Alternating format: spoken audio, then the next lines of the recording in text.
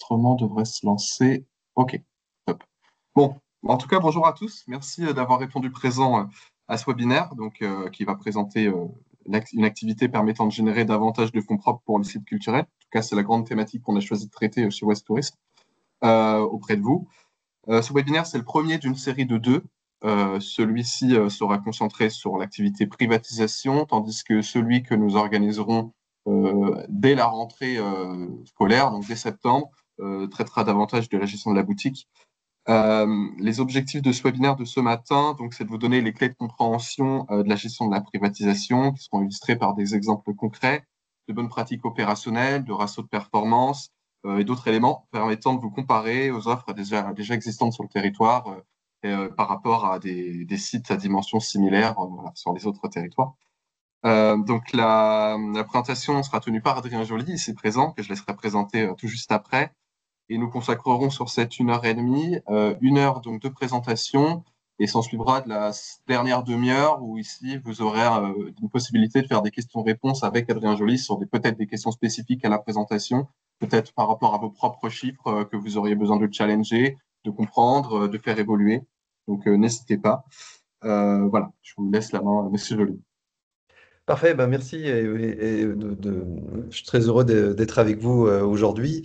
Adrien Joly, je suis le dirigeant d'une agence de développement culturel qui s'appelle Licorne Culture. On est deux associés, dont un Québécois et moi-même, et puis d'autres experts font chacun leur domaine, un peu comme l'agence Tourisque. D'ailleurs, vous rencontrerez la prochaine fois Karine Larue, qui est vraiment spécialiste des boutiques. Et donc, j'ai travaillé longtemps dans plein d'établissements et continue encore, notamment au Mucem, au Château de Versailles, pour des festivals aussi. Et donc, j'ai pu exercer, entre autres activités, le développement de la privatisation, parfois dans des lieux qui n'en faisaient pas du tout d'ailleurs. Et donc voilà. Donc là, on va faire une présentation qui dure à peu près 1 heure. Donc, je vais commencer tout de suite. Et puis après, vous aurez des questions, etc. Et puis, évidemment, vous aurez mes contacts si jamais vous avez des questions, vous avez l'esprit d'escalier et des questions qui viennent après, vous serez toujours, je vous accueillerai votre question avec plaisir. J'ai regardé vos sites et j'ai vu que certains étaient déjà assez développés dans ce domaine-là, et puis d'autres, en tout cas, ça paraissait moins sur le site internet. Donc, j'espère que voilà, ça vous donnera quelques éléments pour avoir envie d'avancer là-dessus. Alors, du coup, la privatisation alors, il y a différents types quand on parle de privatisation des espaces. C'est vrai qu'on c'est pas la même en fonction de à qui on s'adresse. Il y a des établissements qui font des choix d'ailleurs de ne privilégier qu'un type de privatisation d'espace parce que chaque catégorie nécessite des compétences parfois un peu plus spécifiques. Privatisation des entreprises, c'est souvent celle qui est privilégiée et on passera un peu plus de temps dessus puisque quand on peut, évidemment, quand on est près d'un bassin d'activité économique, et qu'on a une offre qui peut les intéresser, c'est ce qu'il y a de plus intéressant, de plus rentable, et parfois, contrairement à ce qu'on croit, de moins chronophage.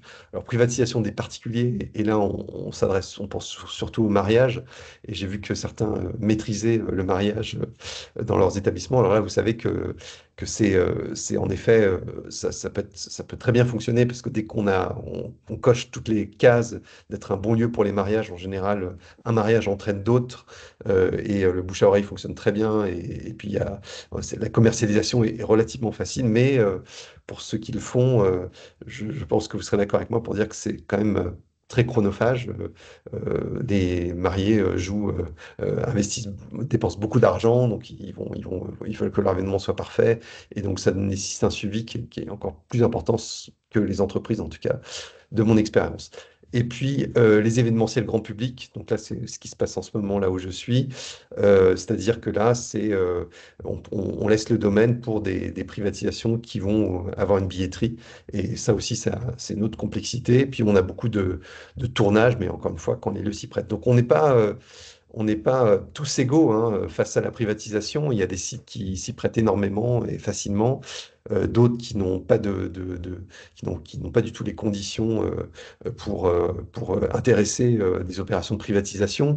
Il y a, mais c'est vrai que ça vaut le coup quand même, quand on veut se lancer dedans, de scanner un peu son lieu, de regarder un peu en long, en large et en travers des choses qu'on pourrait développer. Parfois, c'est pas toujours évident, mais on se dit, voilà, mais qu'est-ce qu'on peut faire dans notre lieu? Puis en fait, dans les espaces verts, notamment les espaces extérieurs, il y a parfois des possibilités qui, en fait intéressent beaucoup plus qu'on ne l'imagine.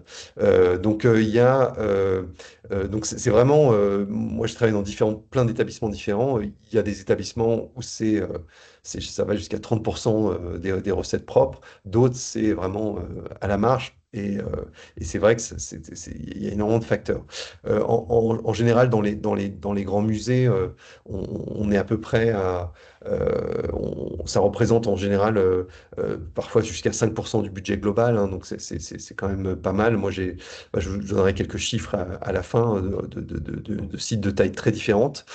Euh, il faut. Alors ça peut, c'est rarement l'activité majoritaire, tout simplement parce que on est des sites culturels, donc c'est pas la vocation première du lieu. En fonction de ces activités, c'est vrai qu'on voit très bien dans les bilans d'activités que le chiffre d'affaires global peut varier. Parfois, c'est quelques centaines d'euros jusqu'à millions d'euros et avec des prix par événement. Alors moi, je travaille au château de Versailles. Là, une soirée, on pouvait facturer jusqu'à 100 000 euros. Bon, bah, d'autres, c'est vraiment des petites salles. Donc, c'est très, très variable d'un site à l'autre. Euh, En général, les gros musées, on tourne jusqu'à 100 privatisations par an. Euh, mais ça nécessite évidemment, quand ça commence à être industriel, pour tout vous dire, on était dans ces volumes-là au MUSEM.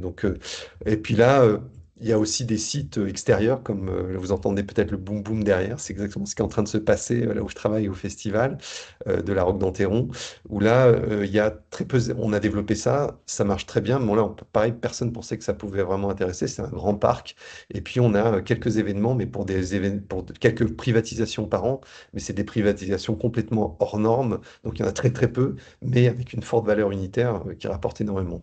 Donc voilà, une situation très très variée. Euh, c'est vrai que ça s'est énormément développé dans la culture, puisque et ça va continuer à se développer, puisque tout simplement les budgets n'ont fait que se réduisent doucement et qu'il faut développer les ressources propres. Moi, j'ai travaillé une époque dans les musées où c'était encore pas toujours très bien vu partout, que l'entreprise rentre dans le musée et privatise.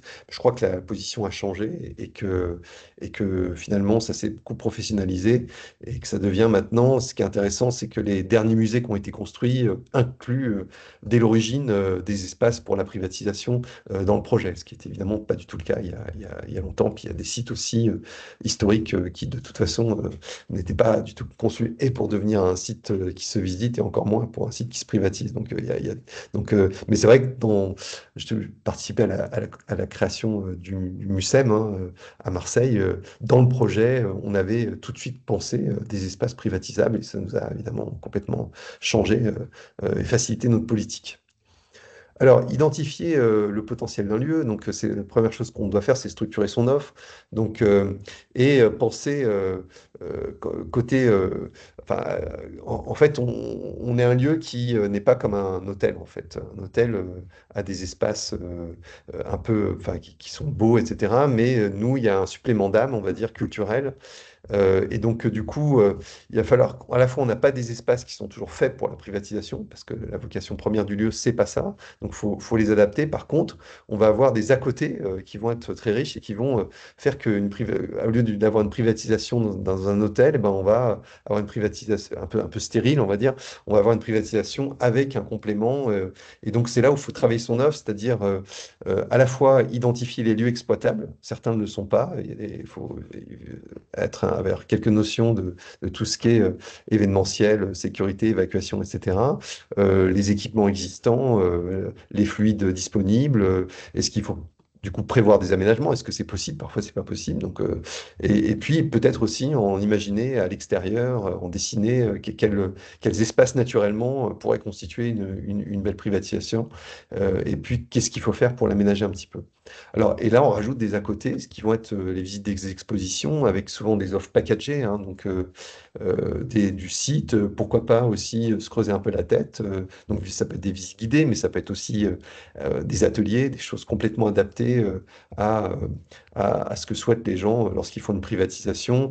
Moi, j'ai beaucoup fait d'événements qui étaient des réunions de conseil d'administration, mais qui étaient entrecoupés d'une visite en mode flash visite, parce qu'il ne faut pas que ça soit trop long, souvent ça leur fait peur, mais qui durait 30 minutes et qui leur permettait d'avoir une pause, changer de sujet et ensuite y retourner à leur réunion. Donc tout ça, c'est la particularité des sites culturels, c'est-à-dire qu'on a cette possibilité d'offrir un supplément d'âme, et c'est pour ça que d'ailleurs, c'est ce qui fait notre valeur par rapport à beaucoup d'autres lieux. Alors, les prérequis, ça aussi, il y a des lieux qui auront toujours beaucoup de difficultés à faire de la privatisation parce qu'il y a pas un problème d'accès, c'est trop isolé. Alors même parfois quand c'est en ville, j'ai l'exemple de quand j'étais à Marseille, de quelqu'un qui avait développé des privatisations sur une île à côté de Marseille. Sur le coup, le site était complètement paradisiaque, etc. Mais avec en plus la montée des eaux en Méditerranée qui commence à se faire ressentir, l'accès sur l'île était de plus en plus compliqué. Il y avait de moins en moins de jours où c'était accessible. Et en fait, ça remettait en cause l'activité de privatisation parce qu'il y avait un élément qui fragilisait la pérennité de cette activité. Donc l'accès, c'est important. C'est bien de communiquer aussi sur notre... Alors là, c'est un vrai enjeu. Par exemple, là où je travaille au festival en ce moment, on est à, à 55 minutes de Marseille, mais en fait, dans la tête des gens, ils pensaient que c'était 1 heure et demie. Tous nous disaient, mais c'est beaucoup trop long. Et c'est vrai que sur la communication qu'on leur a faite, maintenant, on n'est qu'à 50 minutes de Marseille. Et en plus, vous n'allez pas perdre de temps à vous garer, contrairement à... Vous pouvez parfois, donc de Marseille à un point à un autre, vous allez mettre tout autant de temps avec les embouteillages et en plus vous allez perdre du temps à vous garer. Donc on a essayé de transformer, de communiquer intelligemment pour rassurer sur l'accès. Alors se loger aussi, quand c'est des grandes soirées, ça aussi, si il n'y a rien pour se loger autour, parfois ça peut poser problème. Bon, sauf si on offre le logement, se restaurer, bon évidemment, la plupart du temps, ils font la restauration pendant la privatisation, mais ça peut arriver que ça soit des événements en journée, qu'ils aient besoin d'un vrai restaurant, etc. Donc tous ces prérequis du contexte, se garer, c'est aussi tout ça et puis également le potentiel, le marché à côté. Est-ce qu'on est complètement isolé? Est-ce qu'il y a une ville avec suffisamment d'activités? Bon là, l'Oise, vous êtes finalement relativement proche de Paris. Ça aussi, c'est quand même jouable. Donc voilà, ça, c'est ce qui permet de mesurer la pertinence d'un projet de privatisation, de bien étudier tout cela. Alors, évidemment, construire une offre adaptée, on réalise un benchmark pour voir un petit peu ce qu'est l'offre à proximité, mais également l'offre en général, les tendances actuelles. C'est un marché qui, comme tout marché, évolue. Il y a des, il y a des, il y a des tendances. Les entreprises veulent toujours des événements plus originaux, plus insolites. On voit d'ailleurs dans la façon de travailler avec les traiteurs, on sort de plus en plus du traiteur traditionnel pour faire des choses parfois un peu plus guinguettes, etc. Donc voilà, donc bien comprendre l'évolution de ce marché, et qu'est-ce qui intéresse aujourd'hui, et puis voir comment on peut formuler. Il faut savoir que vous êtes toujours, c'est vous qui faites le commerce, donc vous êtes face à des gens qui n'ont pas toujours beaucoup d'imagination. Bon, parfois c'est des agences d'événementiel qui font le boulot, mais en gros, il faut que vous puissiez leur donner de quoi se représenter. Et ça, on en reparlera aussi dans la communication, très important de communiquer avec des... Alors au début, c'est dur quand on n'a rien, mais quoi qu'il y ait l'intelligence artificielle aujourd'hui, mais en tout cas pour faire des images qui les mettent en situation au maximum et pour que les gens se projettent, en fait. Sinon, les images, en général, sur le site internet que vous mettez, quand il n'y a pas il y a seulement le site sans rien, c'est jamais très, très efficace. Donc voilà, comprendre le marché de la privatisation. Euh, alors très important aussi, moi ce que j'ai fait, notamment quand j'étais au MUSEM, j'ai fait un comité, enfin un petit groupe d'entreprises informelles, et j'aurais fait visiter tous les espaces et je leur ai dit qu'est-ce que vous imaginez, qu'est-ce que vous attendez, pour vous c'est quoi? Et on a complètement reconfiguré l'offre avec ces retours. Notamment, en fait, j'ai compris que j'étais face à des gens qui n'avaient pas le temps. En fait, c'est surtout le temps, c'est pas tant le montant de la facturation, plutôt le temps, et qu'il fallait faire une facture complète, il fallait que tout soit clé en main, il fallait que ça soit rapide, il fallait qu'en fait, ils n'aient pas à s'appuyer sur des gens qui leur coûtent, qui aient pas 50 factures, qui aient pas enfin, vraiment que ça soit efficace, quoi. Donc, c'est là où on a commencé à faire des solutions clés en main, c'est là où on a regroupé tous les frais, on a essayé de faire des packages, tout simplement pour que ça paraisse comme quelque chose de très facile à faire pour un chef d'entreprise. Euh, son assistant ou son assistante appelle le musée et on leur dit bah, pas de problème, vous prenez telle option, hop, tout est fait et vous avez la facture à la fin. Donc s'intégrer au maillage territorial, bon bah là c'est ce que vous faites avec Alors, euh, Monsieur Joly, oui, pardon de vous couper, sauf erreur de ma part, le diaporama ne défile pas de mon côté. ah Je ne sais pas si zut, c'est le cas pour tous, mais je me dis que peut-être que... ça ah, défile pour les autres?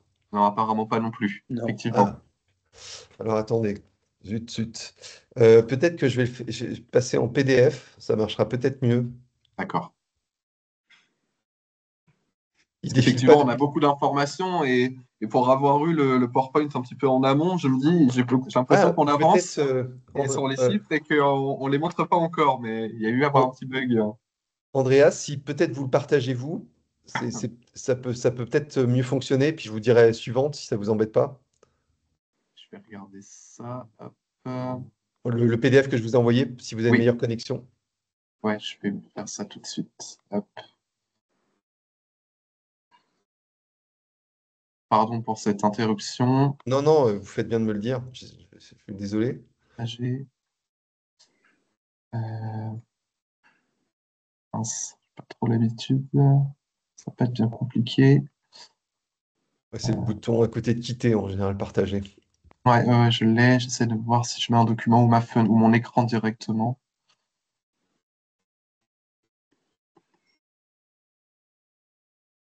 Ah, je vais rechercher, ça va être plus simple comme ça. Hop, il ne veut pas. Je vais partager mon écran, ça va être plus simple. Hop, partager écran. Voilà, je vous partage mon écran. Voilà, Et là, on a tout. parfait. Et Bah, ça y donc, est, nous je le en vois étions défiler. à. Je vous Nous laisse me dire. étions structurer son offre euh, en partie 3. D'accord. Bon, de toute façon, le PowerPoint sera remis à tout le monde. Donc, les parties précédentes qui ont été évoquées oralement, vous aurez accès également après le webinaire. Navré Voilà. pour ça. Donc, Je vous du laisse coup, reprendre. voilà, désolé. Alors, s'intégrer au maillage territorial, c'est donc le troisième alinéa, petit 3 de structurer son offre. En effet, ça, bon, je vois que c'est ce que vous faites si vous êtes en réseau, bien être identifié par toutes les. Il y a quand même beaucoup quand une agence veut organiser pour un client un événement dans l'Oise, elle va passer par les collectivités, les services des collectivités, l'office des congrès, etc. Donc, il faut que vous soyez identifié par tous ces structures, que vous soyez intégré dans les repères tours qui se font, quand vous avez des collectivités assez dynamiques, qui essaient de... Donc ça, voilà, que cette offre soit très communiquée par tous ces relais. Et puis également, euh, s'allier à la concurrence. Alors ça, je dis ça dans des contextes comme lorsque, par exemple, vous êtes dans un lieu où à côté il y a des grands hôtels. Ben, les grands hôtels vont faire de la privatisation, donc a priori c'est un concurrent, mais ils ont peut-être besoin parfois de faire un peu une privatisation avec une visite privée. Et donc la visite privée, ils ne peuvent pas la faire du site. Et donc vous pouvez rajouter dans certaines situations, évidemment, hein, chaque situation est unique, euh, proposer des compléments pour d'autres opérations de privatisation ou alors quand vous êtes proche de grands sites qui font des salons, des congrès, etc., vous pouvez proposer le dîner avec les conseils les membres du conseil d'administration, les grands, enfin les plus importants qui vont faire à côté de ce grand congrès. Donc c'est toujours important. Tout n'est pas que concurrence. Voilà. Il y a des choses qui sont complémentaires et en fonction du territoire là où on est, évidemment, faut toujours identifier ce qui se passe autour, quoi. Alors on passe à la slide suivante avec le petit graphisme. Donc là, bien maîtriser son seuil de rentabilité. Donc une fois qu'on a un peu défini ce qu'on offre, le type de privatisation, etc., il va falloir bien maîtriser. Et j'ai vu beaucoup de lieux qui se trompaient quand ils facturaient, en fait, tout simplement. Souvent, ils n'osent pas facturer assez. Ou alors, ils facturaient un seul chiffre, mais ils avaient énormément de coûts qui étaient à leur charge. Et en fait, quand on fait le calcul entre tout ce qu'ils ont payé eux-mêmes pour faire l'événement, la marge est très faible. Donc, la règle de fond, c'est quand même d'avoir, quand on trouve le prix, donc on a fait son benchmark, on a vu à peu près ce. Donc, le prix, c'est pas tellement la valeur de notre lieu, c'est plutôt la valeur que les gens sont prêts à mettre pour avoir votre lieu. C'est pas tout à fait la même chose. Donc, vous pouvez pas partir dans une logique. Donc vous allez évidemment prendre en compte la jauge, vous allez prendre en compte plein de choses, mais parfois on peut avoir une jauge immense, mais on ne pourra pas le mettre au prix correspondant à cette jauge immense parce que personne ne le louera. Donc faut que ça soit c'est le prix du marché, quoi, vraiment. Et en tout cas, dans ce prix, on fixe la valeur du lieu nu. Et puis, à côté, on va, un peu comme Ryanair, j'allais dire, il y a le prix du voyage, puis il y a le prix donc pour embarquer de la valise, pour faire ci, pour faire ça. Donc, la privatisation, c'est un peu le même principe. Donc, on peut faire une facture globale à la fin, mais en tout cas, il faut bien que nous, on distingue. Soit on fait payer les frais annexes directement au client, soit c'est regroupé dans une même facture, mais ça apparaît comme frais annexes. Mais en tout cas, le prix que vous allez fixer de la valeur de votre privatisation, ça va être le prix du lieu, le prix de la salle.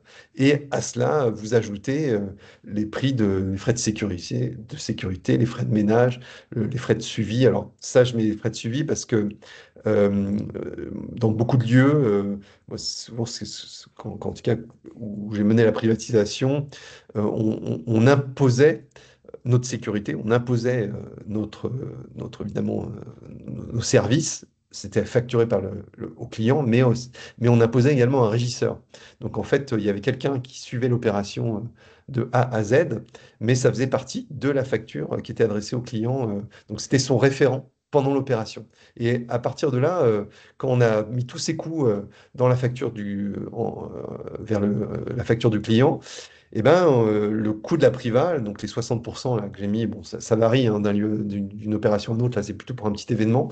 Plus l'événement est grand, enfin, plus l'espace coûte cher, plus la part régisseur, frais de ménage sécurité a tendance à être moins importante en général. Mais donc en tout cas, les 60%, la partie verte, c'est vraiment votre, votre marge, quoi. En fait, c'est ce que vous tirez de la valeur de la privatisation et vous allez pas, voilà, vous allez bien. Ça va être vraiment pas. Alors, on ne pourrait pas dire que c'est du bénéfice net parce que dans ces 60%, il faudrait penser qu'il y a tout ce qui est entretien du lieu, tout ce qui est aussi de votre travail, le travail en amont et en aval, le suivi administratif, etc. Donc tout ça rentrera dans cette part de 60%. Mais en tout cas, au moment de l'opération, le coût pendant l'opération, voilà, c'est bien très important de distinguer ça. Bon, c'est peut-être évident pour tout le monde, mais voilà, j'ai vu parfois dans des lieux où ils se faisaient un peu avoir, ils prenaient un peu les pieds dans le tapis.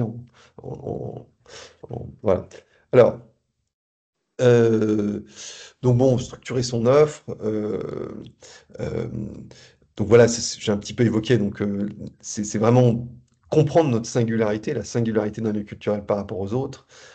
Donc quand on est dans des gros lieux culturels, parfois c'est pas tout. Bon, si vous êtes un propriétaire privé, c'est beaucoup plus simple. Mais c'est vrai que dans des petits établissements publics, il va falloir que c'est une transformation qui est parfois un peu plus compliquée d'expliquer à conservation d'autres métiers que la sécurité surveillance, qu'il va y avoir d'autres types d'événements et que ça va changer du métier premier du site Et c'est la transition vers ces nouvelles activités n'est pas toujours évidente, même si ça c'est maintenant à force, ça commence à devenir quelque chose de naturel. Il y a à peu près, aujourd'hui, c'est à peu près 50% hein, des musées et châteaux qui font de la privatisation, alors qu'il y a 10-15 ans, c'était plutôt autour de 30, donc ça a bien augmenté. Alors, ensuite, on concrétise son offre, on va établir des, euh, des coûts, hein, pour chaque espace, pour la visite privée. euh, il faut toujours faire le calcul de ce à quoi ça revient par tête pour le client. On peut avoir un prix fixe, mais faut bien se dire, voilà, si mon salon, je le loue 3 000 euros, que c'est une jauge de temps à temps, en moyenne, ça coûte combien par tête? Parce que le client, il raisonne souvent comme ça, en fait. D'où l'importance, comme je vous disais avant, quand vous construisez votre offre, de le faire aussi d'aller consulter gratuitement des agences d'événementiel, des entreprises qui font de la privatisation régulièrement et leur demander leur avis, quoi. Parce que souvent, on se met à leur place et on voit que comment il faut communiquer auprès d'eux, comment il faut communiquer le prix. Et c'est vraiment eux qui nous apprennent ça, quoi, en fait. Euh, donc, euh, le, donc évidemment, il faut toujours jamais être en dessous de son seuil de rentabilité, hein, qu'on a évoqué un petit peu avant, quand on privatise un lieu. On peut, les frais de bouche, c'est toujours, alors sauf si on fait des packages avec les frais de bouche inclus, hein, ça peut se faire, et on marge dessus. Donc c'est ce qu'on fait, par exemple, au festival, c'est-à-dire qu'en fait, il y a un prix par tête. Ils payent 80 euros par tête. Et on inclut dedans les frais de bouche. Mais en fait, le traiteur par tête nous revient beaucoup moins cher. Du coup, on marche dessus. Donc ça se fait, hein, évidemment. Ou alors, on a une autre politique de dire, on privatise que le lieu et vous avez un choix de traiteurs référencés, de traiteurs sur lesquels vous prenez un pourcentage de leur activité. C'est pas toujours ce que je recommande, mais ça se fait aussi. Il y a vraiment toutes les configurations possibles, quoi. En fonction, évidemment, si vous êtes aussi établissement public ou privé, c'est pas, on n'a pas toujours les mêmes stratégies en raison du droit public qui nous force parfois à faire certains choix. Voilà, donc en général, très souvent, il y a le prix du lieu, il y a les frais annexes, dont le régisseur, et puis le traiteur, c'est souvent l'entreprise qui le paye directement de son côté. Et puis on peut définir une politique d'exonération diverse, des taux de remise, etc., qu'on sort dans certaines occasions. Donc quand vous faites une grille tarifaire, vous avez intérêt à remplir ça au maximum. Alors on passe à la suivante. Pardon, savoir présenter son offre. Excusez-moi Andrea, je ne vous ai pas... C'est bon? Vous êtes... Alors, donc c'est vrai que Si, oui, c'est bon. Oui. Pardon. ouais, pas de souci. Quand on présente... voilà, donc là, c'est la slide suivante. Voilà, parfait. Donc quand on présente son offre, encore une fois, c'est un truc à retenir de cette présentation, c'est se mettre à la place du client, hein. C'est bien de parler des usages plutôt que les lieux. Alors, on peut faire les deux, mais disons qu'il faut que quand on parle du lieu, on dit une salle pour la réunion du conseil d'administration, un amphithéâtre pour l'assemblée générale. Enfin, voilà, quand on est dans le monde entreprise, il faut que ça. Encore une fois, vous êtes face à des gens qui ont pas le temps, qui se projettent pas beaucoup. Donc en fait, il faut que le truc tombe tout cuit, quoi. Et surtout quand vous faites de la privatisation très régulière, euh, il y a deux types de privatisation, on va dire. Il y a ce qui se fait très souvent, très régulièrement, et puis il y a les trucs un peu exceptionnels comme le parc qui se privatise. Et là, bon, on est face à des professionnels de l'événementiel, c'est autre chose. Mais quand on fait de la privatisation très régulière, euh, des mariages, des événements entreprises, des séminaires, là, il faut vraiment, paf, qu'ils se projettent tout de suite, que tout soit clé en main et qu'on parle des usages. Je dis parler de la distance en temps. Voilà, vraiment la projection. Ça, c'est très, très important. Et pareil aussi dans les sites internet, dans les offres en général, il faut bien distinguer ce qui s'adresse aux particuliers et ce qui s'adresse aux entreprises. Moi, je préconise toujours que ça fasse deux sections différentes sur un site internet plutôt que global, parce qu'on n'est pas du tout c'est pas du tout les mêmes conditions, c'est pas les mêmes clients, c'est presque deux métiers différents. Donc, on passe à la slide suivante, la rencontre. Donc, l'entreprise, quand vous développez ça, qui est à mon avis, le plus rentable, hein, parce que c'est là où on peut avoir des prix plus élevés. Souvent, ils dépensent plus, ils nous prennent moins de temps que le couple de mariés qui va prendre beaucoup de temps, puis qui va essayer de casser les prix tous les 5 minutes. Donc là, c'est pas du tout. Les gens, ils ne gèrent pas leur argent, c'est pas leur argent en fait, c'est l'argent de l'entreprise. Donc on se trouve face à quelqu'un qui, bon, c'est l'argent de l'entreprise avant imposition. Donc ils ont beaucoup moins de problèmes pour dépenser, quoi. Donc, donc c'est là où on peut avoir. C'est pour ça que quand je vous dis, vous distinguez toujours ce qui est du particulier. L'entreprise, c'est pas, ils n'ont pas les mêmes capacités financières, donc faut pas. C'est vraiment deux choses différentes. Donc ils cherchent des espaces de travail dans un autre cadre, des espaces de représentation, parfois des espaces de culture. Quand ils choisissent un lieu culturel, c'est un vrai projet en soi pour eux. Donc ça, on peut passer à la slide suivante. Donc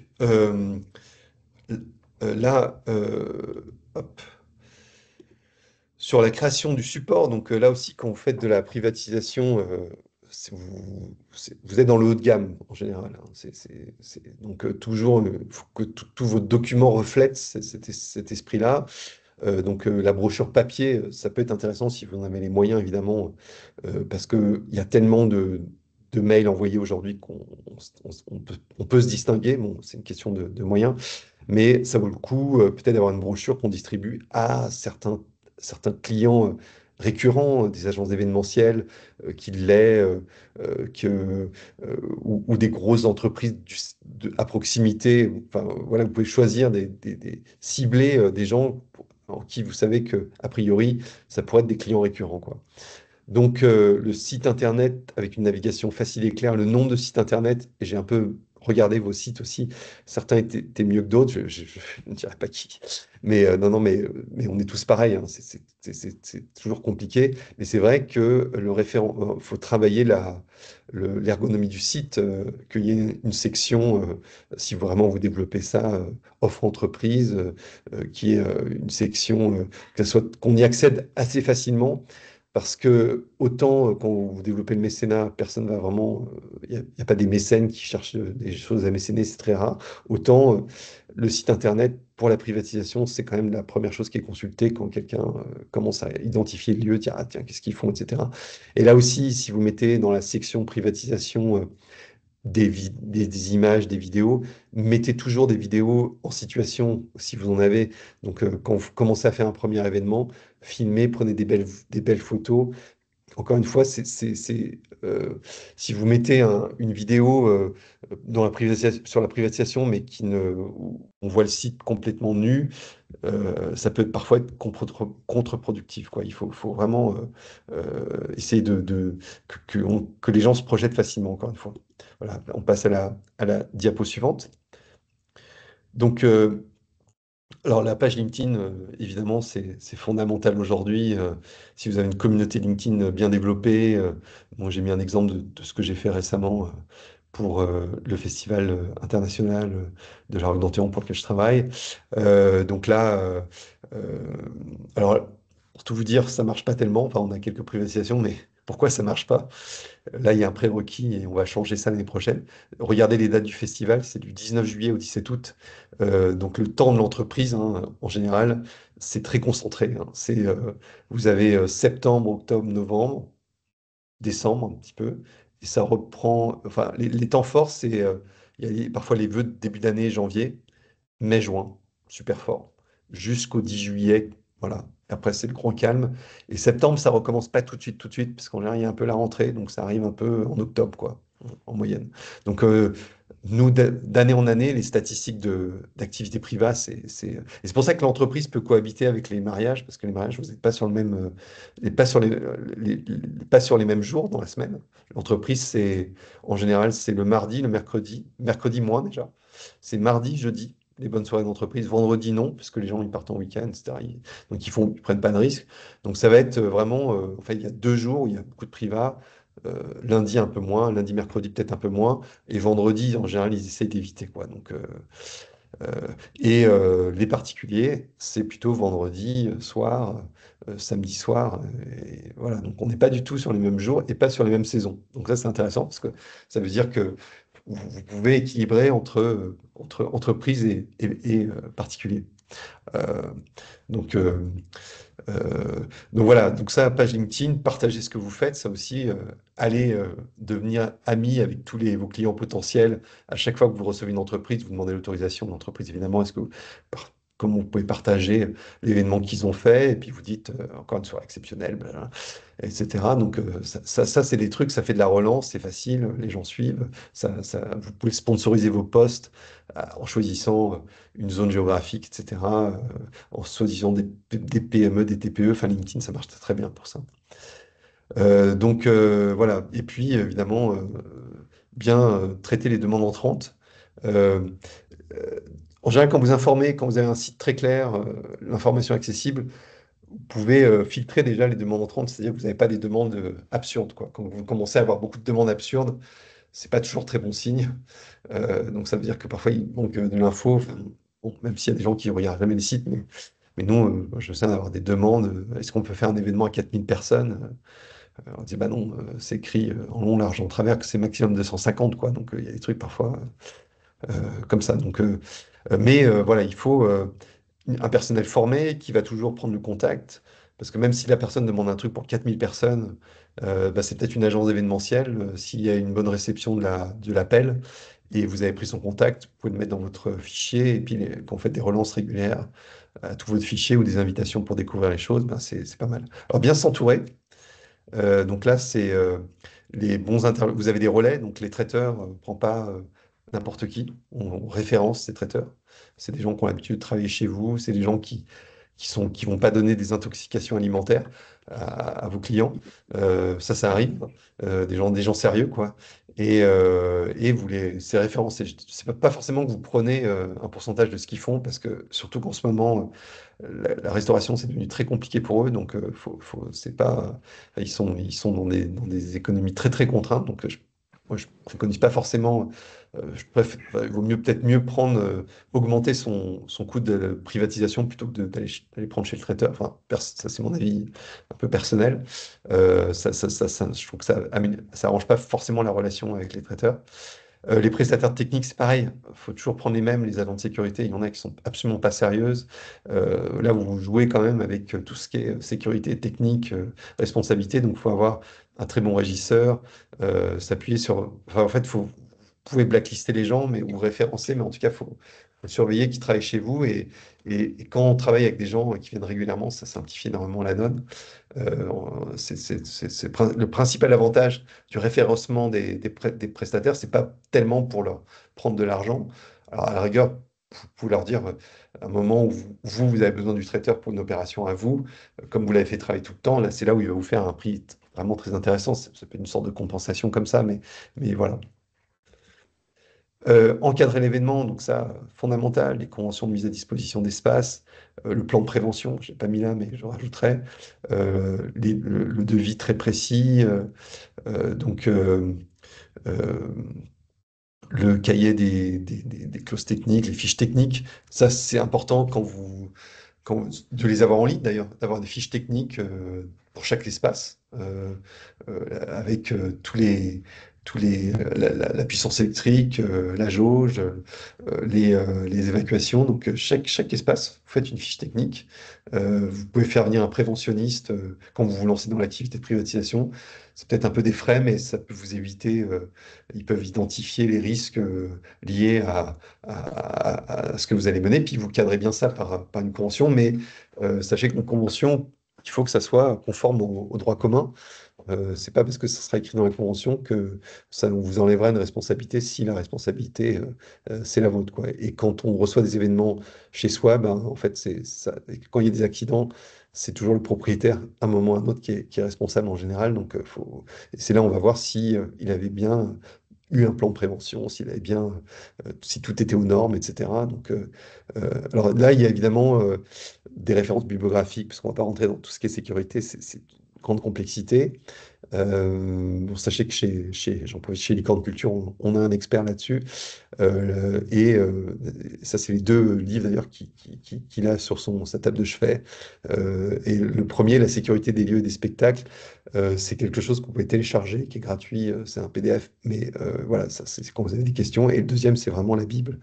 Euh, donc, euh, euh, voilà, enfin pardon, La sécurité des lieux et des spectacles, c'est le livre, et le guide des bonnes pratiques, écrit par Éric Joly, qui n'a rien à voir avec moi, enfin qui est peut-être un cousin éloigné, mais je ne le connais pas.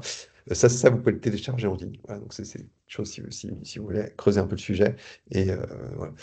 Et puis, évidemment, après, vous pouvez vous appuyer sur des professionnels. Ça, voilà, c'est pas des choses sur lesquelles faut prendre ça à la légère.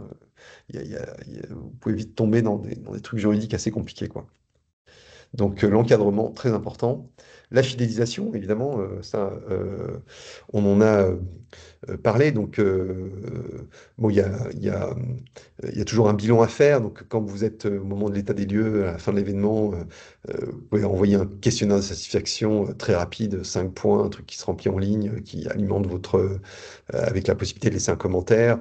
Euh, une fois par an, de temps en temps, quand vous commencez à avoir pas mal de clients, nous on a toujours fait ça, on a fait la galette des rois, des trucs, des machins, enfin des trucs pas trop chers, mais qui rappellent aux gens. En fait, il y a des périodes où en fait les événements, les entreprises commencent, ou les agences événementielles, qui sont vos prescripteurs, commencent à avoir beaucoup de demandes et commencent à penser à la saison. Et c'est le moment où faut se rappeler qu'on est là. Donc c'est souvent début d'année, donc c'est pour ça que je dis c'est souvent la galette des rois, des choses comme ça, quoi. Qui en plus à un moment, ils ont peut-être un peu moins d'activité, quoi. Alors qu'est-ce que ça rapporte? C'est vrai que alors là, ça,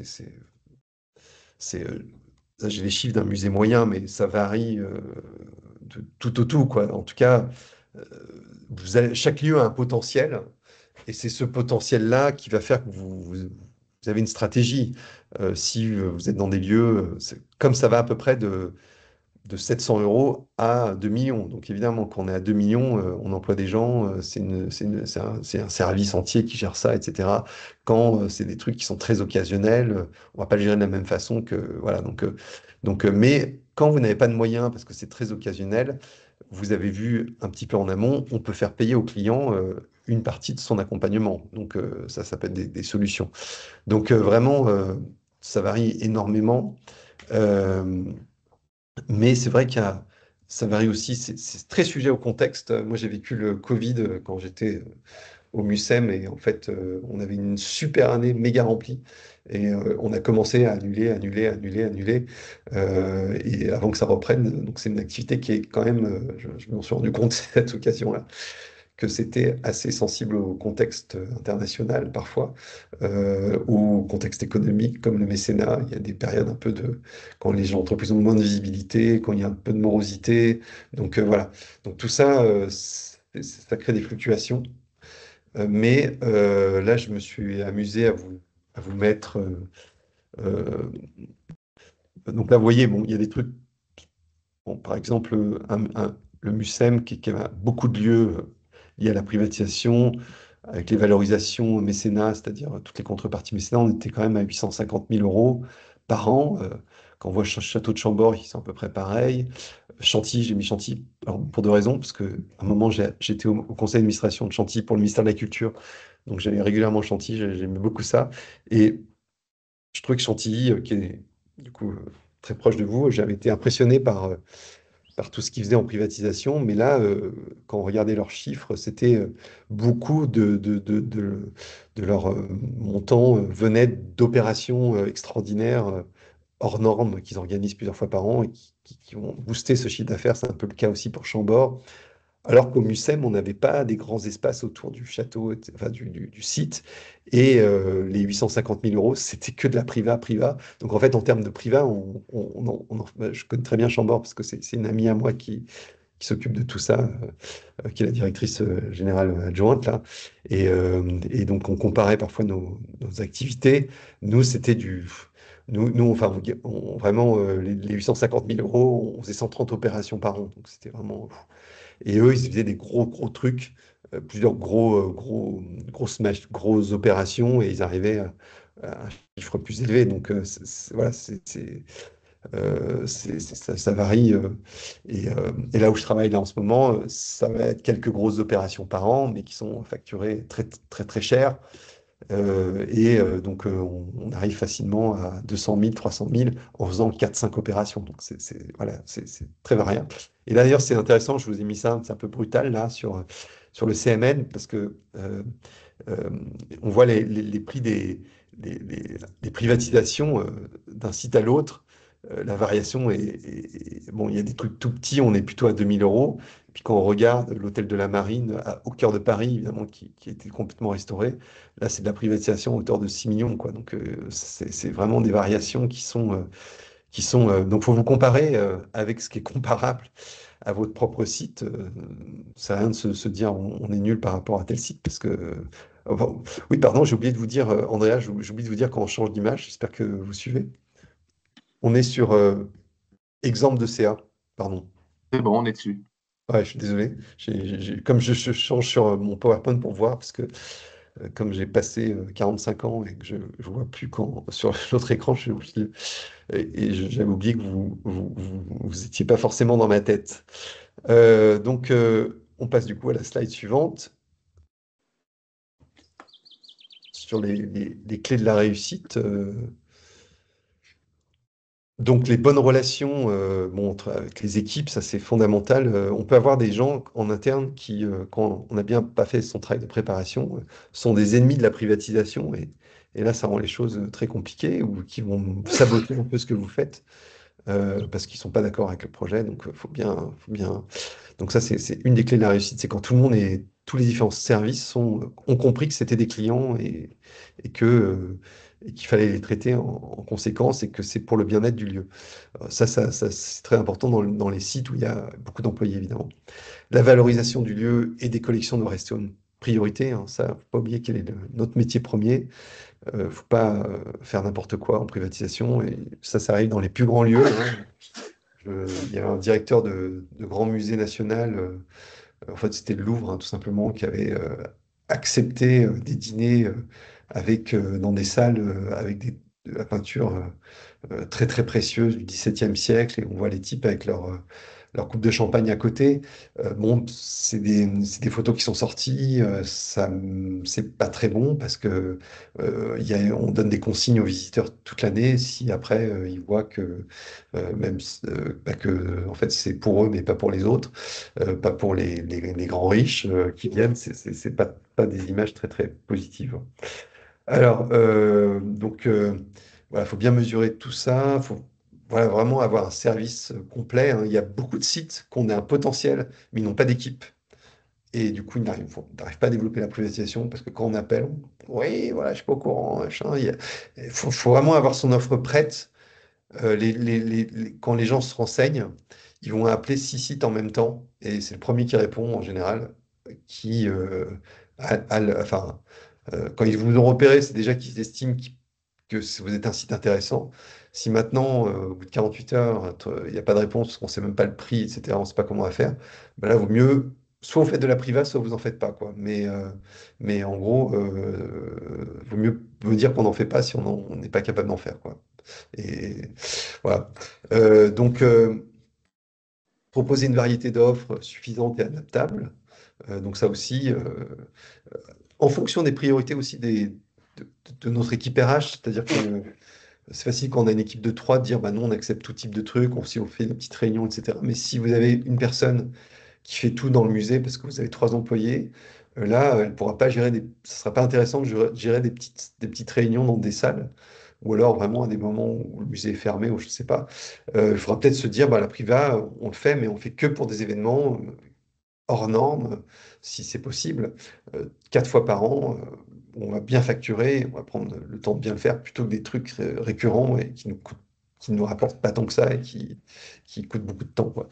Et puis évidemment, quand on est parti pour se lancer dans une activité, on veut la développer, là il faut vraiment être très bon sur tout ce qui est marketing, communication, quoi. Alors voilà des différents types d'événements qui se font dans les musées ou dans les sites historiques. Les défilés de mode, alors tous défilés de mode, c'est pas toujours un truc qui va beaucoup rapporter. mais ça rapporte beaucoup en images. Donc, euh, j'ai eu la chance d'organiser le défilé, enfin d'accueillir, parce que c'est pas moi qui l'ai organisé, de Jacques Mus au Mucem, sur la passerelle du Mucem. En fait, ça nous a rien rapporté. Donc ça nous a mobilisé beaucoup. Ça nous a absolument rien rapporté. Mais, mais en image, la vidéo est tournée à 3 millions de vues, enfin en et ça a été, ça a fait un appel à la privatisation comme un lieu d'exception. Ça a amélioré notre marque. Ça a également eu un effet sur les visiteurs, sur une autre tranche de visiteurs. Donc ça peut être un choix.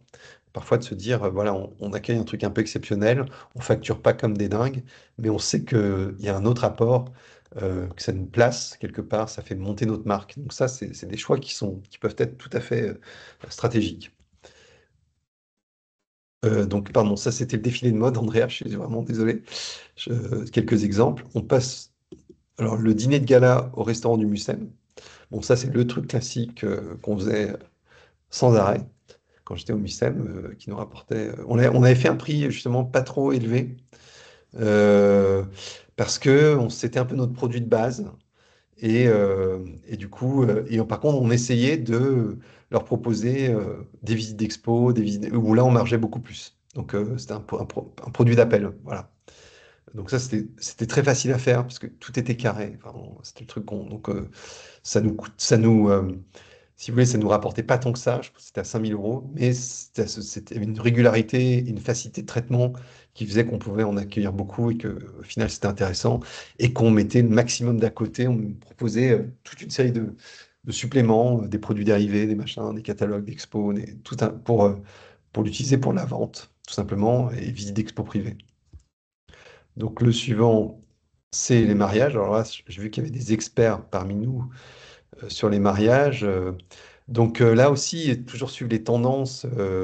C'est vrai qu'en ce moment, enfin, vous connaissez ça mieux que moi, mais on a vu que ça a évolué vers les décors champêtres en plein air, le côté peut-être moins formel aussi de la grande salle de château.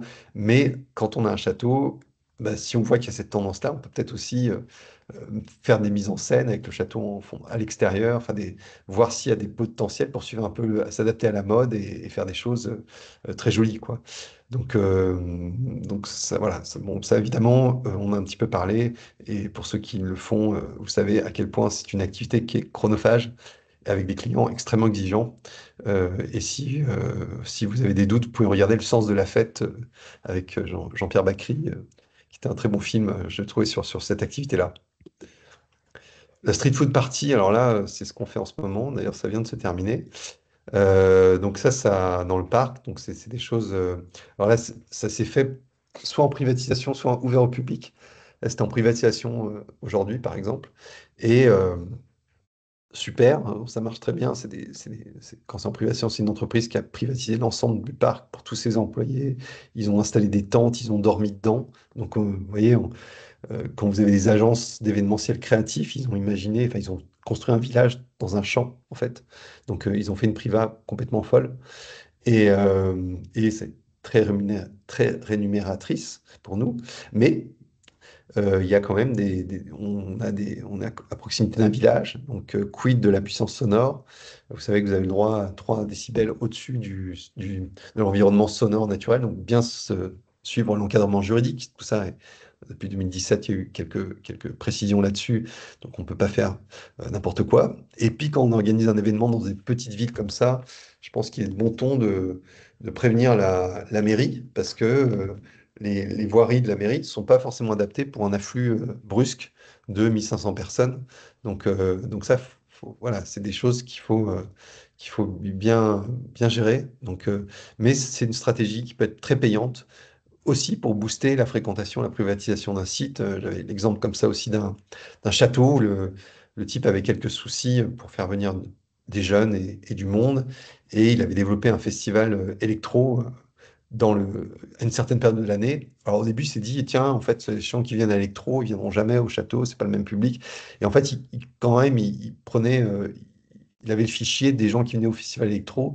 Et quand il a fait des événements un peu plus grand public dans son château à Noël, il a communiqué sur le fichier électro avec une offre Noël et en fait il a été surpris du retour, c'est-à-dire qu'en fait ça a boosté sa fréquentation des événements au château aussi, alors qu'il pensait comme ça que c'était pas le même public. Donc parfois ça peut permettre ces stratégies qui peuvent être très payantes.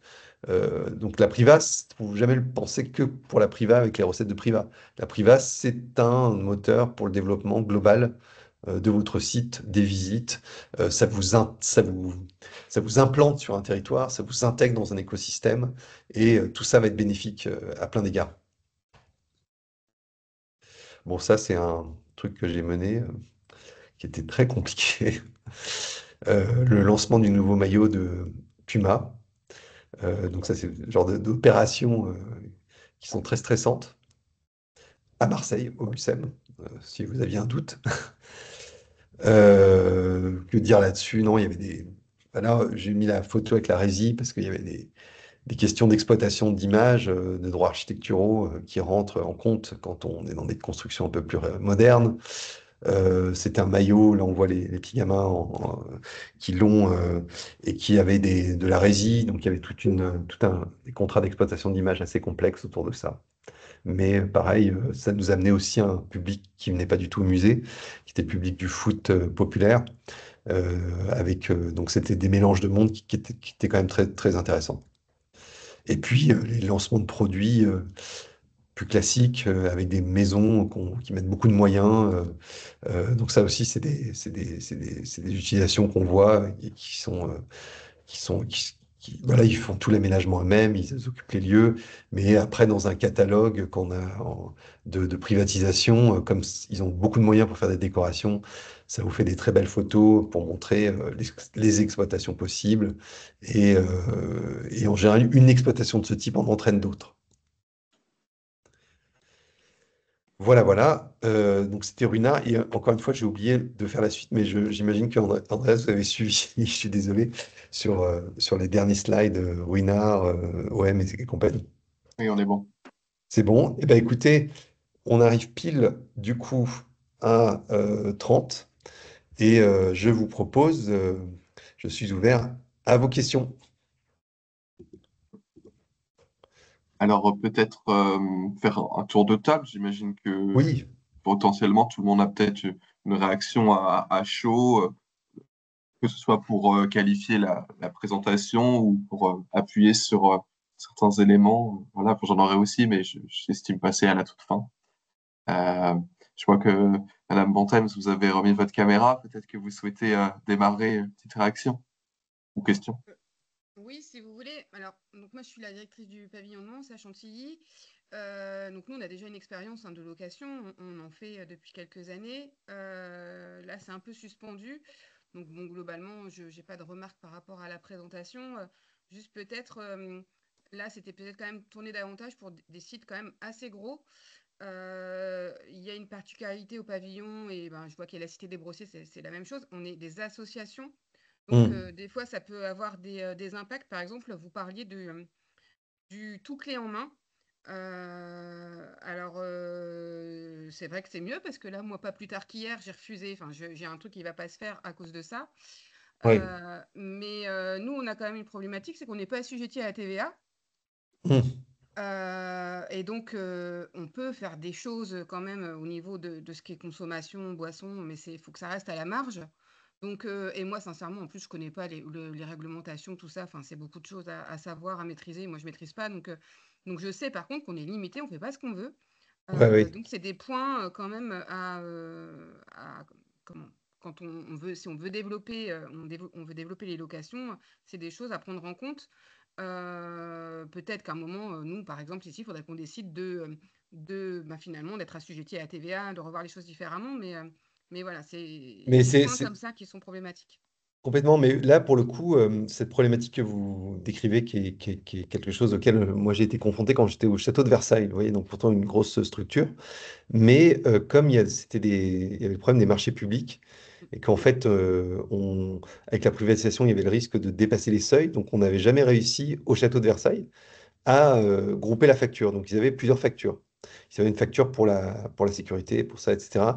Parce que sinon, Si nous, on faisait qu'une seule facture, ça voulait dire qu'ensuite on payait ses prestataires et que du coup, on était bloqué. En tout cas, c'est ce qu'il me disait au château de Versailles. C'était impossible, etc. Enfin, et quand je suis arrivé au MUSEM, où là, j'étais au tout début, donc c'était quelque part, je devais construire ça. J'ai tout de suite intégré dans le marché public la partie, le volet privat et avec une estimation. Mais en tout cas, il y a plein de sites pour des raisons, comme vous évoquez, question de TVA, d'autres qui sont dans l'incapacité de faire qu'une seule facturation. Mm. Bon, et ça peut marcher quand même, quoi. Dans ce cas-là, mais c'est vrai que quand on peut grouper, évidemment, c'est la meilleure des solutions parce que ça va simplifier, encore une fois, un petit peu le, le tra- le- la relation avec le client. Mais parfois, c'est pas possible et malheureusement, on peut pas toujours. Ouais, enfin, enfin, parfois, ça nécessite en tout cas des changements ou des investissements qui sont peut-être pas. Il faut mesurer, voir si ça vaut le coup de le faire. Ça dépend toujours du potentiel qu'on a derrière, quoi. Ouais, non, mais c'est. Mais donc le problème en tout cas que vous décrivez, C'est pour un le des coup, ça problèmes. compte. Après, il y a un autre problème, c'est tout ce qui est assurance. Alors bon, ça c'est peut-être Ouais, spécifique un peu au pavillon. Là, on n'a pas du tout parlé du sujet des assurances, mais ouais, en plus, quand on est dans un lieu patrimonial comme nous, monument historique, on fait pas n'importe quoi. Moi, par exemple, depuis, ça va faire 2 ans, là, je peux plus louer vraiment comme je veux à cause d'un problème d'assurance parce qu'on n'est pas propriétaire. C'est l'Institut de France qui est ouais, d'accord. propriétaire. Ah oui, ouais, On a un désengagement d'une assurance. Pour en avoir une, il faudrait rajouter une clause que l'Institut ne veut pas rajouter. Enfin bon, bref. Donc voilà, il y a des problématiques vraiment administratives comme ça qui facilitent pas les choses. ouais, ouais, ouais. Mais bon, ça c'est un truc Et là spécifique aussi, chez nous. alors nous on a toujours imposé une assurance du côté, en tout cas du client, Mhm. hein, qui devait s'assurer pour faire l'événement. Mais c'est vrai que ça n'empêche pas que le site doit aussi s'assurer quand il fait de la privatisation. Donc là, bon, Bah, ça nous, peut être complexe. Alors après, c'est l'assurance client voilà. qui pose problème. Ah oui, d'accord. Ouais. Parce que le propriétaire enfin, de toute façon, il doit s'assurer pour ça, hein, ouais. Non, non, mais c'est sûr que là, il y a toujours des cas de figure. Enfin, voilà, c'est jamais simple. Non. Donc, voilà. Il y a des situations idéales, mais et puis on est vraiment, c'est souvent ce que je dis dans ce type de formation, on est vraiment pas tous égaux face à des sujets comme ça. Il y a des sites pour lesquels ça va être. Enfin, moi, ça m'est arrivé hein, d'avoir en consultation des, euh, des sites qui nous disaient on veut développer la priva, et puis on allait les voir. Et en fait, j'ai même refusé parfois des missions parce que je leur ai dit, mais en fait, je vois pas ça va être, enfin, c'est terrible à dire, mais je pense que ça marchera pas chez vous parce qu'il y a trop de trucs compliqués et en fait, je vais pas vous facturer une étude alors que déjà, je sens que ça va pas marcher, quoi. Mm. Et il y a des sites, par contre, où ils avaient un potentiel de ouf, ils ont jamais rien fait. Puis alors, d'un coup, là, ils mettent le truc en place, puis bon, là, c'est le jackpot, mais c'est plus rare. D'autres remarques Pour ma part, c'est tout. Je laisse la parole aux autres. Madame Bontemps. Euh, alors, je vois d'autres caméras d'allumées. Je vois la cité des Brossiers, potentiellement. Oui, Alors, bonjour. bonjour. Moi, j'ai été très intéressé par les informations qui ont été données. Actuellement, à la Cité des Brossiers, on est uniquement dans une période de réflexion. On a aussi, il y a une SCI qui est propriétaire du lieu, l'association qui est, elle, locataire. Ah, Donc, effectivement, une question que je me pose là maintenant, c'est est-ce qu'il est plus judicieux que ce soit l'association qui prenne en charge la partie événement plutôt que l'association? C'est marrant ce que vous dites parce qu'au festival, on est exactement dans la même situation que vous. En fait, et on s'est posé la question là, toute cette année, ça a été très douloureux. C'est-à-dire qu'en fait, le parc de Florence qui accueille le festival, et, c'est la propriété d'une SCI qui a une convention de mise à disposition annuelle avec l'association qui exploitait que finalement pendant une période limitée pour le festival. Et comme il y a eu cette volonté de développer de la privatisation, on s'est posé la question, est-ce qu'ils doivent du coup, faire des contrats en direct avec la SCI ou alors avec l'association. Enfin, je ne sais pas si c'était votre questionnement, mais Oui, c'est et, ça. ouais, et alors du coup, on s'est dit, on est venu à faire, mais je ne dis pas que c'est la meilleure solution, hein, parce que il y a tellement de critères qui rentrent en jeu, mais on a réalisé que l'association avait du personnel, et notamment un directeur technique, donc du personnel capable d'encadrer des privatisations, ce qui n'était pas le cas de la SCI, qui est une coquille vide. Et que du coup, comme ces équipes seraient mobilisées, il nous semblait plus simple qu'on a revu la convention de mise à disposition entre la SCI et l'association. Et en fait, la SCI sous-traite aussi à l'association la gestion des privatisations. Mais l'association est une association qui peut recevoir du mécénat, qui constitue une part importante, et des subventions pour le festival. Et il faut qu'on s'assure que les recettes de privatisation vont pas être trop importantes non plus, pour pas qu'on soit requalifié comme une entreprise enfin une Mm. association qui fait de l'événementiel, quoi, ce qui nous perdrait du coup la possibilité de recevoir du mécénat, des choses comme ça. Donc et il y a un Oui, c'est seuil, hein. subtil. Ouais. Mm. Voilà, c'est subtil, voilà, et c'est marrant que vous posiez cette question parce que ça a été, et on n'a pas fini, mais je vous dirai si à un moment on a trouvé. Là, pour le moment, c'est Solution. ça. Voilà, pour le moment, c'est ça parce que vous voyez, il y a des notions dans tout ce choix-là. Enfin, juridiquement, tout est possible, mais il y a des notions de qui va encadrer, qui va accueillir l'événement, qui va le commercialiser, euh, quel impact ça va avoir sur la définition les statuts de l'association en question. Voilà, il y a tout ça à prendre en compte. OK, merci. Merci. Monsieur Rousse, peut-être? Rouzet, pardon.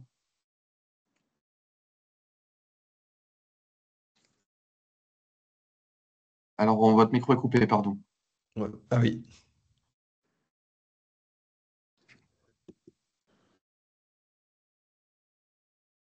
Hop, Monsieur Rousse.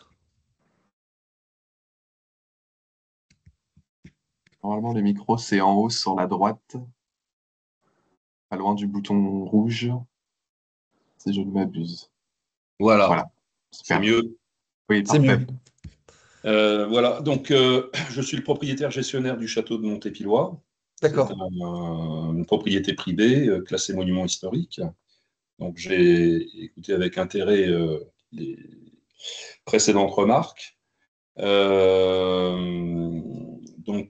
lieu présente un évident potentiel de privatisation.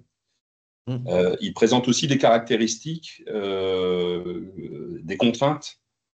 Et ce que j'arrive pas à évaluer, c'est dans le bilan si la somme des contraintes dépasse les avantages ou Ouais, ouais, je voilà. vois tout à fait ce que vous voulez dire. Ouais, ouais, ouais. Et vos contraintes sont lesquelles? Alors déjà j'ai un magnifique vestige de tour maîtresse, une des plus hautes, qui fait quasiment 35 mètres, plus de 35 mètres de hauteur, Oui. qui est fendue en deux. Et actuellement on a une fissure qui s'ouvre. Donc Ah oui. j'ai un modeste rocher de 141 tonnes qui menace. Ah oui, oui, oui. Donc, Ah oui. bon, alors, actuellement, le dossier, paraît-il, est prioritaire à la DRAC, mais bon, Oui, oui, oui, je ils vois se aussi ce que bougent vous... à leur niveau, Ouais, enfin, ouais, tout à avec fait. la rapidité qu'on leur connaît. Ouais, ouais, ouais. Bon, j'espère, je reste optimiste et j'espère qu'on va aboutir avant la fin de cette année à une autorisation de travaux, à débloquer les financements avec la Fondation du patrimoine et avec la région. Mais bon, rien n'est gagné pour l'instant. Je me projette quand même sur l'avenir. Ouais, Euh, j'ai un site qui mériterait encore sûrement d'autres travaux pour améliorer sa sécurisation. ouais. Je suis au cœur du village, à l'extrémité d'une voirie pavée, mais en fait, c'est un peu un goulot d'étranglement et je Ouais, ne dispose pas de parking permettant ouais. d'accueillir un nombre significatif, quoi. Mm. Donc ça, je pense que c'est une vraie contrainte parce que ça veut dire que je me repose sur la Sur la bonne voirie, ouais. volonté de la mairie de me prêter Ouais, son parking, qui de toute façon n'est pas attenant. ouais, ouais, ouais, bien Ça, sûr. pour moi, je pense que c'est une vraie difficulté. Ouais. Ouais, oui, là, vous avez identifié enfin, dans les sujets. Donc, c'est ce que vous dites là pour commencer pour la tour, là, si j'ai compris, menace de s'effondrer. Ouais. Dans la référence bibliographique que je vous ai donnée un moment dans la présentation, enfin que vous aurez, et vous pourrez retrouver ce livre qui vaut vraiment le coup, il y a à la fin des exemples de récits vrais qui se sont passés pendant des événements et avec le rendu juridique. Et notamment, il y a une histoire qui me fait penser à ça, mais euh, sauf que c'était un platane de 40 mètres de haut et pas une tour. Mais je pense qu'entre se prendre un platane de 40 mètres de haut et une tour, bon, les deux sont douloureux. Et c'est ce qui s'est passé à Strasbourg lors d'un événement qui avait été organisé près d'un platane. Il y a eu un moment de tempête, etc. C'était en 2007. Le platane est tombé, il y a eu quand même des victimes, des morts, etc. Et, euh, et il y a eu ils analysent tout le rendu juridique. Donc, la responsabilité est tombée, pour le coup, sur le propriétaire qui était la mairie de Strasbourg, qui avait été. Donc, euh, donc c'est vrai que c'est la sécurisation du lieu, et c'est pour ça que là, on a lancé tous ces événements de privatisation au parc que je mentionnais tout à l'heure. On a fait venir un préventionniste, on a quand même vérifié, si vous voulez, on a eu des discussions avec la préfecture, etc., que quels étaient les risques et enfin, qu'est-ce qui se passait si en effet un platane tombe, si, etc., etc. Et donc c'est vrai que tout ça, c'est vraiment un prérequis essentiel et les responsabilités peuvent être tellement dramatiques qu'il vaut en effet mieux pas trop s'amuser avec ça, quoi. Mais enfin, ça, c'est mon première remarque, mais je vous apprends rien là-dessus. Mais je partage votre avis en tout cas. Et sur le deuxième point, en effet, travailler avec la mairie, ça c'est fondamental. Ça aussi, j'en ai fait l'expérience il n'y a pas longtemps, d'avoir. Pourtant, on a des parkings, mais bon, il y a eu un afflux de circulation. La mairie était furax. Donc, trouver une solution avec la mairie parce qu'on fait un événement chez vous, s'assurer que, en effet, la voirie publique ne va pas être bloquée à cause de vous, qu'il n'y aura pas des voitures qui arrêtent partout. Donc, après, les mairies, on peut les convaincre, et c'est ce qu'on a fait aussi ici, en montrant le bien fondé, les retombées économiques, d'image que peuvent procurer une activité de privatisation chez eux. Et donc c'est toute cette discussion qu'on a eue avec eux. Ils se sont montrés plutôt finalement assez conciliants et assez aidants. Enfin voilà, mais en effet, enfin, là, vous avez pointé les deux choses essentielles pour lesquelles il y aura sans doute des solutions, mais qu'il faut s'assurer que tout est bon avant de se lancer là-dedans. Ouais. OK. Voilà, donc je ne vous donne pas de solution, je suis désolé comme ça, mais je partage votre analyse. Et alors, sinon, pour éventuellement avoir un tiers, euh, quelqu'un d'extérieur qui puisse faire cette analyse, vous avez des préconisations, vous avez des conseils sur ce sujet? Oui, oui, ça, je peux vous donner tout à fait des préconisations et des conseils. Je vais vous laisser mon mail d'ailleurs. OK. Et puis, je pourrais vous renvoyer. Euh, parce que ouais, enfin, pour l'avoir fait, moi, c'est vraiment ce que je recommande. Ça peut être, c'est pas forcément un grand budget, mais il faut vraiment enfin, voilà. Donc, ça, avec grand plaisir. D'ailleurs, je vais peut-être dans la file de conversation. De toute façon, Andreas, vous communiquerez mes coordonnées à tout le monde avec la présentation. Oui, on fera comme ça, bien sûr. Ouais. Voilà, donc n'hésitez surtout pas. Euh, et si je peux vous recommander des gens ou donner un conseil comme ça, avec grand plaisir. Merci. Merci. Alors, au choix, on a encore Mesdames du MUDO, du musée de l'Oise, ou Madame Basso-Bocabella, des musées de Senlis. On termine sur principalement des musées. Le micro est Est-ce que coupé. vous Ah, c'est bon. m'entendez? Vous m'entendez bien? Oui, Oui, Oui. bonjour. Donc bonjour, donc moi je suis la responsable du service des publics du MULO Musée de l'Oise, donc qui se trouve au cœur de Beauvais, au pied de la cathédrale. Donc il y a ma collègue Sophie qui est là aussi. Bonjour. Et bonjour. donc non, bah, c'était une super présentation. Les privatisations, nous on n'en propose pas aujourd'hui. Ça a été le cas il y a plusieurs années. C'était une chose qu'ils voulaient développer. Je crois que ça n'a pas forcément très bien pris. Et puis, je ne sais pas s'ils avaient bien mesuré les impacts que ça pouvait avoir. Là, c'est aujourd'hui quelque chose qu'on aimerait bien relancer, mais plutôt à moyen terme. Donc, ce ne sera pas sur cette année. Peut-être commencer à y réfléchir second semestre 26. Voilà. Mais votre présentation, elle était très claire. Moi, je viens de l'hôtel de la Marine, justement. Ah oui, Je n'étais pas au poste de chargée de privatisation, mais c'était ma collègue de bureau. Donc, je connais assez bien. J'ai ouais, été ouais, ouais. très vite sensibilisée à toutes les problématiques, les enjeux voilà, qui tournaient autour de ce sujet-là. Ouais, Donc, ouais. ouais. Ouais, ben, du coup, vous allez être armé pour développer la privatisation. Avec, Ouais, ouais. oui, avec moins de facilité, parce Ouais, que ouais, bien sûr, Place bien de la sûr. Concorde, c'est très facile à vendre. Ouais, ouais, bah oui, c'est ça. Non, mais c'est quand je dis on n'est pas tous égaux, c'est sûr que Mm. il y a parfois des sites. Enfin, moi, je me souviens. Enfin, ça marchait très très bien la privatisation au MUSEM quand je l'ai développé, Ouais. mais j'ai franchement aucun mérite. Enfin, en fait, il y avait une telle notoriété qu'on avait 10 appels par jour. Enfin, il fallait vraiment être mauvais Mm. pour pas savoir le développer. Donc, il y Il a y a d'autres des lieux sites. qui se vendent tout seuls, Voilà, hein. c'est ça. Et puis il Après, y a il faut d'autres. quand même réussir en Oui, face à avoir les moyens faut- humains, la c'est ça. réactivité. Faut Mm. traiter le débit, quoi. Ce qui n'est pas évident parce que Mm. du coup, la difficulté va être plutôt là. Mais pour commercialiser certains sites et d'autres, par contre, là, ça a commencé ici. A priori, ça, comme ça, et c'est assez surprenant de voir à quel point ça marche sur des événements vraiment à des gros gros budgets. J'étais moi-même surpris, quoi. Donc, Mm. mais parce qu'aussi, ça aussi, c'est une chose. C'est-à-dire qu'en fait, il y a des boîtes ou des agences événementielles.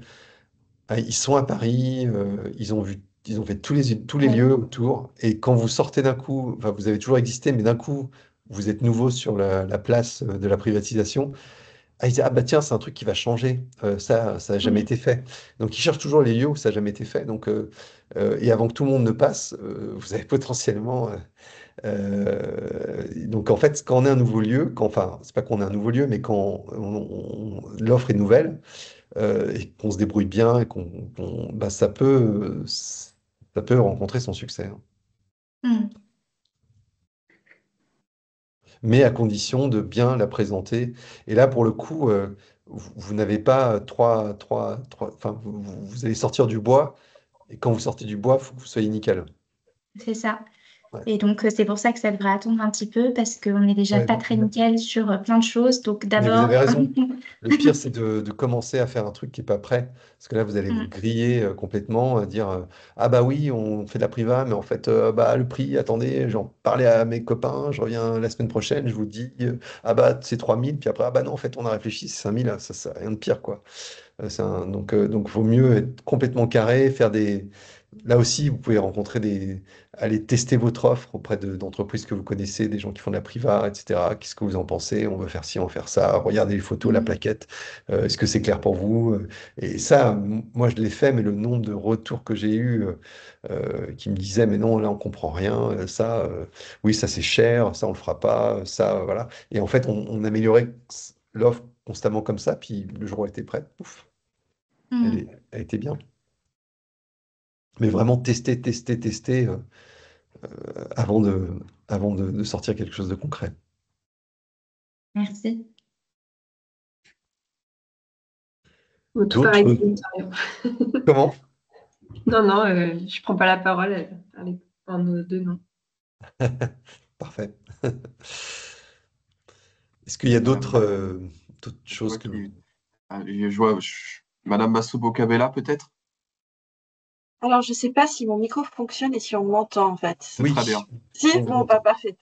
Il y a des travaux juste à côté de moi, donc désolée pour le bruit. Non, nous, on avait souhaité suivre la présentation parce que ça va être une demande qui va probablement venir de nos élus. Ah oui, Les musées de Senlis, ce sont municipaux. On a un musée d'art et d'archéologie, le musée de la Vénerie et le musée des Spahis. Le ouais. musée des Spahis est exclu d'office puisque la jauge est de 5 personnes en même temps dans le musée. Donc Oui, ça risque d'être voilà, compliqué. ça va être compliqué. Non, la présentation était très intéressante, notamment parce que vous avez bien insisté sur la nécessité d'avoir une personne dédiée à ce sujet. Oui, À l'heure actuelle, nous, on n'a jamais été contre, mais il faut savoir que je suis responsable du service des publics, mais je n'ai même pas de médiatrice, ouais, faute d'embauche. ouais. Donc, du coup, je ne me vois pas prendre ça en plus. Non, Très non, mais ça, clairement. Je ne vois pas qui pourrait le faire entre la directrice ou le régisseur des collections et moi-même, alors qui pourrait le ça, faire. voilà, peut-être la solution, c'est en effet d'avoir un freelance que vous mobilisez dans un premier temps un peu test. De toute façon, vous avez un certain seuil avec un freelance avant qu'on vous reproche de ne pas de pas l'intégrer. Mais commencez avec un freelance qui va gérer ça pour vous. C'est vrai que souvent on pense emploi, emploi, emploi. Emploi, vous avez j'ai vu votre site, hein. Je pense que vous avez un potentiel incroyable. Ah Enfin, en tout oui, cas, le site est magnifique. Enfin, je oui, pense que là, pour le coup, il y a de quoi faire. Mais ah en oui, effet, avant de se lancer, enfin, on ne peut pas employer quelqu'un, sachant qu'il y a une incertitude complète. Ça vaut peut-être le coup de commencer par avoir une gestion externalisée. Ça se fait, hein. oui, Et oui, vous, bien sûr. et Mais vous c'est un budget. facturez. Alors, non, parce qu'en fait, vous pouvez vous débrouiller pour que ça se fasse en fonction des rentrées d'argent. Ça peut très bien se calculer. C'est-à-dire que dans ce que rapporte la privatisation, il y a une part qui ira à cette personne. D'accord. Et ça, du coup, ça vous permet de tester peut-être un modèle, de voir un peu le potentiel, faire l'offre, etc. Si vous voyez que ça prend et que ça devient un truc, bah là, vous aurez tous les arguments pour justifier un emploi. Oui, tout à fait. Oui, oui. Sachant que vous savez que même quand on a des plafonds d'emploi, quand vous avez justifié que en fait c'est un emploi qui va rapporter des sous, vous pouvez passer hors plafond. Enfin, ça se négocie quoi avec les tutelles. Oui. Mais Oui, il oui, faut avoir les arguments, et les arguments on les a quand on a fait des tests. certes. Donc moi Non, je le mais ferai, oui. moi je le ferai en plusieurs étapes. Non, mais j'avais pas pensé au freelance en fonction payé en fonction des rentrées. Bah oui, Ça peut être quelque chose d'intéressant. Mais ouais, après, ouais, ouais. ça reste quand même une charge de travail assez énorme en fait.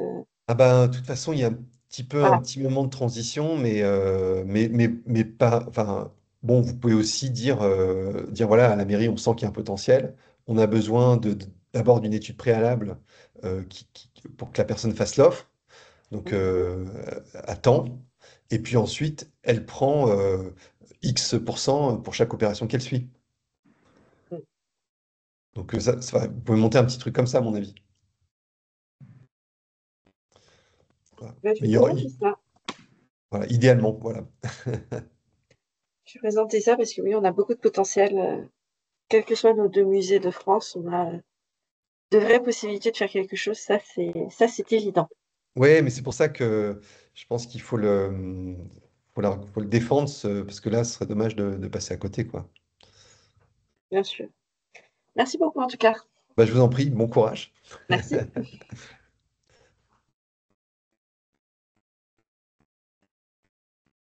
Voilà, est-ce qu'il y a d'autres questions?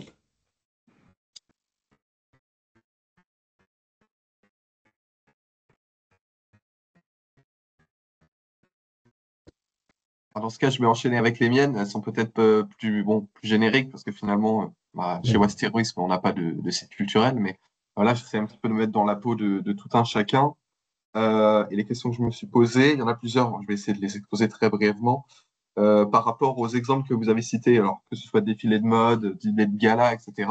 C'est vrai que voilà, je me mets un petit peu dans la peau de nos collaborateurs dans les sites culturels, ou peut-être que ce sont des offres qui sont ou qui nous semblent un petit peu désalignées par rapport à ce qui se peut se faire dans des espaces un peu plus urbains que ce qui se trouve dans l'Oise. Euh, et la question que je Ben, me pose, que ce soit des défilés de mode par exemple, la question c'est plus si on veut recevoir ce type d'activité privatisation autour de cette action défilé de mode, comment est-ce que ça se met en place? Est-ce qu'en général, c'est plus le client qui va venir ouais, directement vers nous-mêmes parce qu'il a trouvé le site? Parce que c'est à nous de monter l'action promotion de vers ce non, type de clientèle. ouais, c'est une très bonne question, Andreas. Autant, j'allais dire, pour des trucs assez courants, mariage, trucs récurrents et réguliers, là, vous allez évidemment communiquer. Moi, je dois vous avouer qu'il y a. Alors, si on peut se mettre dans les répertoires, il y a de cinéma, c'est souvent les mêmes régisseurs, parfois les régisseurs, ceux qui font du repérage de lieux. Donc, parfois, il y a des collectivités, je sais que dans le sud, ils faisaient ça, ils faisaient un répertoire annuel qui était organisé par la région et le cinéma région, enfin. Donc en fait, on se mettait dedans et souvent, il y a des demandes ensuite pour des grands défilés qui sont venus par ces mêmes régisseurs qui connaissaient le site pour les cinémas. Donc on était identifiés par ça. Mais souvent, c'est des demandes qui vous tombent dessus parce que vous avez atteint une certaine notoriété où vous avez un coup de bol. Alors après, il y a différents types de défilés. Il y a les défilés qui sont dans la Fashion Week, où évidemment tout se passe à Paris. Et puis, il y a le défilé qui est plutôt le truc Instagrammable de communication qui va se faire dans un lieu insolite. Bon, c'est vrai que c'est souvent à proximité de ville, mais parfois, c'est un peu surprenant, ça peut se faire dans des endroits un peu plus éclatés. De toute façon, euh, tout ce qui est... enfin, pour les tournages, il faut se faire identifier par tous ces répertoires. En fait, vous faites dans les répertoires c'est souvent la région qui pilote le cinéma, le développement du cinéma. Donc ça faut y être, quoi. Ça marche pas. Et puis pour ce qui est, c'est vrai que les défilés, quand ça vous tombe dessus, c'est une chance, mais ça peut arriver. Parfois, il y a des liens surprenants, hein. Là, toujours Jacques Muse avec qui on se croise, il se trouve qu'il a grandi dans le village à côté de notre parc. Donc, on est complètement en monde rural, mais comme il fait un truc, une collection sur la Provence, etc., on pense qu'on va sans doute faire quelque chose avec lui. Mais voilà, donc, mais c'est des circonstances un peu exceptionnelles, quoi. Il y a pas vraiment, enfin, on peut pas passer du temps à essayer de prospecter pour ça, ce serait contre-productif, quoi. En fait, il faut faire la prospection qui rapporte, comme on l'a bien vu là. Le problème de tous, c'est le temps et le manque de moyens humains. Donc, en fait, il faut toujours aller vers ce qui peut avoir un retour. Donc, ce qui est facile. Et puis ensuite, en effet, plus on a d'activité, plus on est identifié, plus on va avoir des opportunités de ce type. Mais ça ne va pas venir tout de suite. Je ne sais pas si j'ai répondu à votre question, Andreas. Oui, oui, et ben d'ailleurs, j'en profite pour faire une petite transition, puisqu'effectivement, vous dites que voilà, les principales problématiques, c'est le temps et les moyens humains. La volonté aussi voilà, de s'être réunis autour de cette problématique, c'était voilà, que vous puissiez avoir des éléments de langage pour essayer, en tout cas, de Oui, pouvoir avoir réponse à vos problématiques. Bon, pas de manière concrète pour tous dès maintenant, mais en tout cas, notre souhait aussi chez West Tourisme, et ce sera ce que j'ai lancerai d'ici la prochaine semaine, c'est peut-être de vous recontacter un à un pour un petit peu avoir vos retours un peu plus à froid sur ce temps d'échange. Et en tout cas, ce qu'on souhaite chez West Tourisme, c'est peut-être de pouvoir mener à plusieurs, entre nous tous, une sorte d'étude. Alors, pas une étude qui ne soit que diagnostic, préconisation. En tout cas, moi, je préfère lorsque il y a cette phase, mais il y en a aussi une un petit peu plus de conception, réalisation derrière, de manière à aller vraiment jusqu'au bout des choses et pouvoir concevoir. Mais l'idée, c'est peut-être de pouvoir tous ensemble, à plusieurs, autour de problématiques communes sur ce thème, pouvoir peut-être financer une étude. Mais vu que si chacun, finalement, y met un petit peu, ça permet de réduire l'enveloppe individuelle de chacun, voilà, autour d'une étude commune, avec chacun ses problématiques, mais voilà, qui permet de réduire les coûts et peut-être d'avoir une étude assez approfondie en mutualisant tous ensemble. Voilà. Donc, c'est une chose qu'on est susceptible de faire en vous accompagnant sur ce type de, voilà, de rédaction de cahier des charges, de trouver la bonne entreprise qui peut, voilà, la bonne entreprise qui peut mener ces études. Voilà. Mais pour ça, voilà, je vous rappellerai dès la semaine prochaine ou la semaine suivante pour avoir un petit peu vos retours sur cette proposition. Mais voilà, effectivement, voilà, sur une heure de présentation, on ne peut pas brosser toutes les problématiques, tout le paysage de la privatisation. Mais j'espère en tout cas que tous ces éléments voilà, vous ont séduit jusqu'à maintenant pour chacun. Eh ben, merci beaucoup en tout cas. Ravi de vous avoir rencontré. Puis encore une fois, n'hésitez pas à me contacter si besoin. Donc, et j'espère que pour ceux qui ont des projets à mener, que ça vous inspire un minimum et pour continuer et développer ça. Voilà. En Merci tout cas, bien. voilà, moi, alors, Merci.